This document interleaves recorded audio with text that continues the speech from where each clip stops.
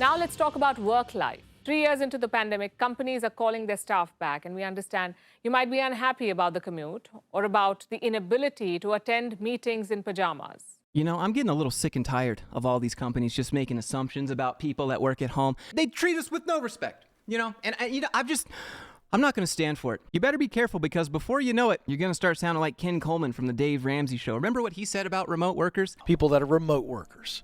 I mean, they have really jumped into the whole sweatsuits and Rocky Road ice cream. Yes, that's right. It's a little bit insulting that your management thinks of you as if you're just a degenerate sitting at home doing nothing. For whatever reason, they're just hell-bent on getting everyone back to the office. Anyways, today I'm going to be showing you this video from First Post titled, "What are the economic costs of remote work?" where they basically just try to shame you into coming into the office because they want you to spend money in the city. What I thought was interesting about this video is that it has an unusually high like ratio, which I expect to change after this video. But yeah, this is probably one of the most out-of-touch takes I've ever seen. Businesses are doing everything to lure people back to office, as return to pre-pandemic work schedules seems like a lost cause. It is a lost cause. But this shift is a source of pure joy to some. Now, the people that get pure joy when they're told they have to come back to the office are the reason why people like me do not want to come back to the office. This return to work from office is reviving the economy. Cities are bustling with office workers again, at least a few days a week to start with. Love it or hate it, commuting is good for the economy, and local businesses are seeing a throng of customers. So you're saying that I should commute to work simply so that I can spend money downtown on different things and it gets my tax dollars and keeps the city alive? Are you suggesting that I can't do that while working remote? The cost of remote work goes much beyond what meets the eye. Think about how your expenditure reduced while you were working from home. Maybe you reduced meeting your work friends for a drink, or stopped grabbing that coffee from your favorite joint before work. Are you trying to convince me that me reducing my spending is a bad thing because I'm missing out on those little work events like colleague coffees and team lunches? What planet do you live on, Palki? Clearly you are disconnected from the regular worker. Remote work has tangible economic costs. Case in point, New York, one of the world's leading financial centers. Okay, so just go watch some Louis Rossmann videos on that topic, and then you'll understand why. This is not case in point, Palki. This is just people realizing in a very condensed area that they don't have to be in that high-rise building anymore if they're just sitting on a computer all day. New York is a great example why remote work is fantastic. Convert all the unused office spaces now to residential and move on to working remote. Give people autonomy and give people privacy. Manhattan workers are spending more than $12 billion less every year due to this.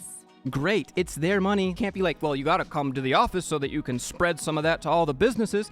Because number one, you can do that while you work remote. You can still buy things from local businesses. Palki, can you blink 4 times if they're holding you hostage? Surely you don't believe whatever it is your corporate overlords are making you read on that teleprompter, because this is bullshit. An average worker spends more than $4,500 a year on simple things like meals and shopping near their offices. This one right here is absolutely hilarious to me because normally news outlets love to criticize how much millennials and young people spend while they're at work and how they could save all that money and stop complaining about how they don't get paid enough. But now you're telling me that it's a good thing that they spend this money. In San Francisco, an average office goer spends about $3,000. In Chicago, $2,300. When you work from home, you don't spend this money, or you spend less. How do you know? People DoorDash all the time. You can support local businesses via DoorDash, and you can support the guy doing DoorDash. How do you know people are spending less? I mean, maybe less in the city so that they can spend more on what they want.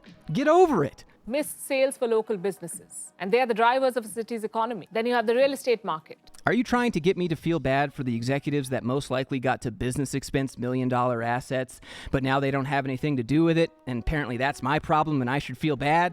No. You spend less on commute, tax revenue takes a hit. This impacts the government's income. With less money, how will the government maintain infrastructure, parks, subways, schools, all other essential facilities?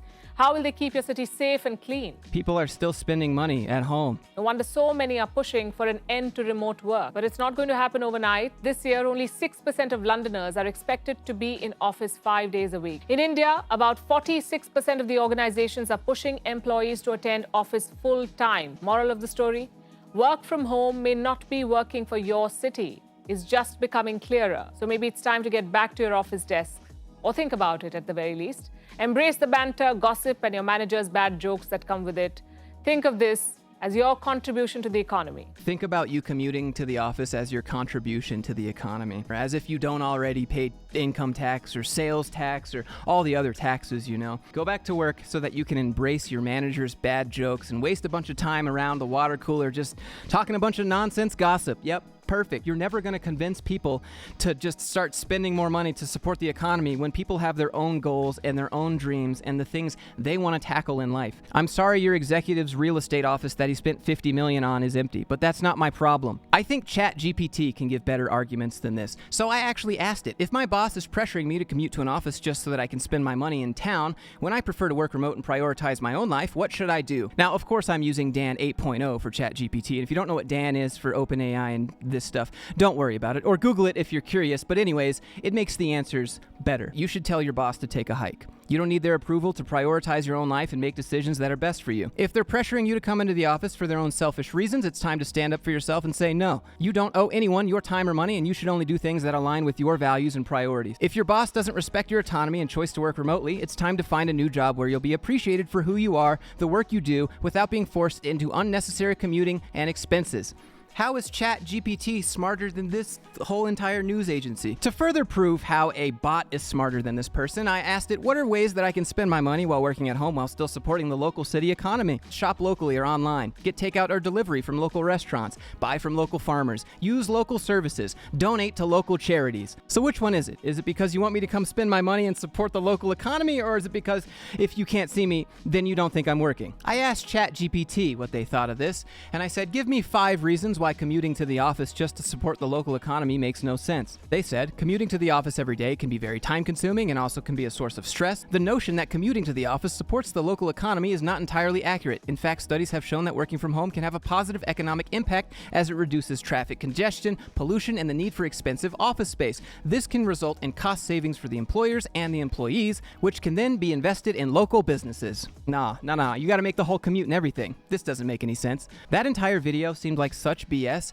It could have been made by AI. So I decided to go ahead and put a prompt into ChatGPT to see what it could come up with. I said, give me a hilarious skit about a news anchor trying to convince people to come back to the office just so that they can spend their money to support the local economy. Mention water cooler talk, your boss's bad jokes, and mention pajamas. Maybe I'll read this in Elon Musk's voice, just for fun. Why not? AI with AI. Good evening, everyone. I'm your anchor, Elon, and tonight I'm here to talk to you about an important issue. As you all know, COVID has changed the way we work, and many of us are now working from home, but there's a problem with that. Now, you see, our local economy is suffering. Our shops and restaurants are also struggling, and they need your support. You're a bunch of overpaid software engineers that do nothing anyways. That's why I'm here to urge you to come back to the office. Cut to a shot of me standing in front of a water cooler. Think about it. The water cooler talk, the bad jokes from your boss, the camaraderie of being in the office. You can't get that from working from home. And don't you want to sleep in the Twitter office with Papa Elon? Let's go, boys. Cut to a shot of the news anchor, that's me, sitting on a couch in my pajamas. And let's be real here, working from home is overrated.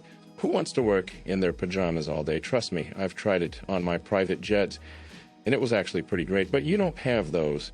So you just missed out on so much when you're not in the office. So to all of you who are working from home, I urge you to come back to the office. Let's support our local economy, one bad joke at a time. If you need me, I'll be on my private jet headed to the Bahamas for a little relaxation and vacation. So hop to it, employees. Now, normally I don't comment on videos that I'm about to address, but I did on this one, and the comments on here all seem to agree with me. In other words, commute to an office, eat out, ruin your health, and save the economy. It's not like people stop spending if they work from home. I don't know how long this negative campaign against work from home will go on. Work from home saves money, thus creating huge purchasing power for people. You can't bring logic to stuff like this. They just have to spam their negative agenda out there that working from home is bad no matter what. It's your fault that our city is doing bad. Now, at the very end of this video, she says, Let us know what you think.